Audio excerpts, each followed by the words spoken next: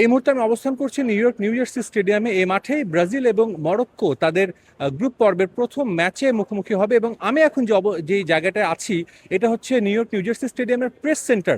আমার পেছনে দেখতে পাচ্ছেন অনেক সাংবাদিক কিন্তু এরই মধ্যে বসে কাজ শুরু করে দিয়েছেন। কাতার ওয়ার্ল্ড কাপে দেখেছিলাম ব্রাজিল দল যেখানে যায় তাদের দেশ থেকে বিপুল পরিমাণ কিন্তু সাংবাদিক রয়েছে। তবে একটা ব্যতিক্রম আমরা এবার দেখেছি, মরক্কো থেকেও কিন্তু অনেক সাংবাদিক এসেছেন। Morocco African cup of Nations এর বর্তমান চ্যাম্পিয়ন। শুধু তাই না, গত ওয়ার্ল্ড কাপে তারা পর্তুগালকে হারিয়ে সেমিফাইনাল পর্যন্ত গিয়েছিল এবং সেমিফাইনাল খেলেছে। এবারও কিন্তু তাদের দলটা নিয়ে অনেক আশা। তবে তার আগে আমরা একটু সব দর্শকদের ঘুরিয়ে দেখাবো এই প্রেস সেন্টারটি এবং এখানে কত দেশে সাংবাদিকরা আসছে সেটাও কিন্তু আমরা একটু দেখবো। চলুন দর্শক, আমরা একটু প্রেস সেন্টারটি দেখে আসি। এটা প্রেস সেন্টারের আরো একটি অংশ।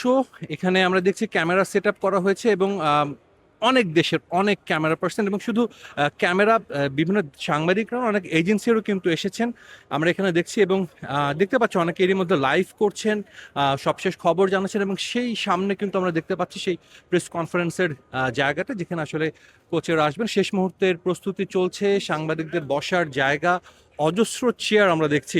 আমরা আসলে দেখি যে বড় বড় প্রেস কনফারেন্স রুম দেখেছি, তবে এই প্রেস সেন্টারটা কিন্তু একটু ব্যতিক্রম। অনেকে এরই মধ্যে কাজ করছেন এবং আহ, তাদের দলের, তাদের আসলে বিশ্বকাপ নিয়ে অনেক আশা আকাঙ্ক্ষা ব্রাজিল দলের। কারণ আমরা জানি ব্রাজিল 5বারের চ্যাম্পিয়ন, এবার ষষ্ঠবারের মতো আসলে তারা বিশ্ব চ্যাম্পিয়ন হওয়ার লক্ষ্য নিয়ে এখানে এসেছে। আমি আসলে একটু কথা বলার চেষ্টা করব কিছু ব্রাজিলিয়ান সাংবাদিকের সঙ্গে। তারা তারা দল নিয়ে কি ভাবছে এবং দলটা আসলে কত দূর যেতে পারে, নেইমারের কি অবস্থা, নেইমার ছাড়া এই দলটা কতটুকু কি করতে পারে, এই সব নিয়ে একটু কথা বলবো আমি আসলে ব্রাজিল সমর্থকদের, ব্রাজিলের কিছু সাংবাদিকের সঙ্গে। আমার সঙ্গে এই মুহূর্তে আছেন ব্রাজিলিয়ান সাংবাদিক রিকার্ডো। আমি তার সঙ্গে একটু কথা বলবো, তার কাছে জানতে চাইবো যে আগামীকালকের ম্যাচ নিয়ে কি ভাবছেন উনি। Thank you for speaking with us, Ricardo. What do you think? Is it going to be an easy match for Brazil tomorrow against Morocco? No. It will be a tough game, definitely. Morocco is a good team. Is in great shape. Hakimi, Brahim Diaz. Brazil isn't in his best shape, but we have great players. I think if you work together as a team, a unite team, we can win. Maybe 2-1 to Brazil. So many fans in whole world wants to know when Neymar will return. Neymar will not play the match against Morocco, but what do you think when he will return in the national team? We don't know yet. We don't know. He's hiding from press, But we know what we know. He won't play tomorrow against Morocco. Maybe next game against Haiti or the third game against Scotland. We will see. He is injured now. He's recovered. We're just expecting he can play. He's able to play like 20 minutes or 30 minutes. That's fine because he's just a different player. He can do that. He can help us. আমরা কথা বলছিলাম রিকার্ডোর সঙ্গে। Ricardo Brazilian সাংবাদিক, Brazil থেকে এসেছেন। তিনি যেটা বললেন যে নেইমার খেলবেন এটা আমরা আসলে অনেকেই জানি, তবে মরক্কোর বিপক্ষে তাদের ম্যাচটা খুব একটা সহজ হবে না। তবে তিনি প্রত্যাশা করছেন ম্যাচটি ব্রাজিল 2-1 ব্যবধানে জিতে যাবে। আমরা একটু চেষ্টা করব মরক্কোর কোনো একজন সাংবাদিকের সঙ্গে কথা বলতে, তিনি বা মরক্কো দল নিয়ে আসলে মরক্কনরা কি ভাবছেন সেটা একটু আমরা একটু জানার চেষ্টা করব। আমাদের সঙ্গে রয়েছেন মরক্কন সাংবাদিক মনসেফ। আমি তার কাছে জানতে চাইবো যে কালকে ম্যাচটা উনি কি ভাবছেন। What do you think? Morocco আর the now current champion of African Cup of Nations. They played the semi-finals last World Cup. Do you think they will give hard time to Brazil this year, this match? Yeah, we trust in our team. We are this and with incredible performance last World Cup in Qatar in semi-final, historical semi-final.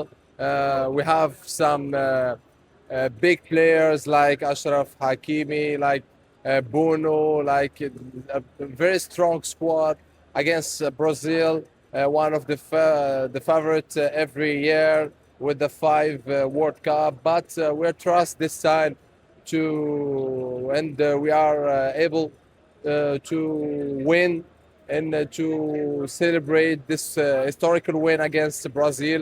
It will be a huge step to the next tour.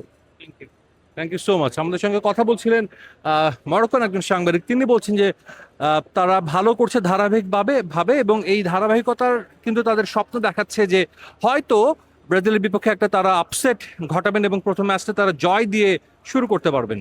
দর্শকদের একটা মজার তথ্য জানিয়ে শেষ করতে চাই। আমি যখন এই প্রেস সেন্টারে বিভিন্ন সাংবাদিকদের তাদের কাছে তাদের দল নিয়ে জানতে চাচ্ছিলাম, স্পেশালি ব্রাজিল এবং মরক্কোর, তারা কিন্তু আমার সঙ্গে কথা বলার আগে একটা প্রশ্ন দু দলেরই সাংবাদিকরা করেছেন, এই ম্যাচে মানে ব্রাজিল মরক্কো ম্যাচে আমি কোন দলকে সাপোর্ট করছি। যখন আমি বলেছি আমি বাংলাদেশ থেকে, ব্রাজিলের সাংবাদিকরা আমাকে কিন্তু খুবই বলা যায় খুব উষ্ণভাবে আমাকে গ্রহণ করেছেন এবং তারা জানেন যে বাংলাদেশে ব্রাজিলিয়ান ফ্যানদের কত বড় একটা মানে একটা বড় ফ্যান বেস রয়েছে।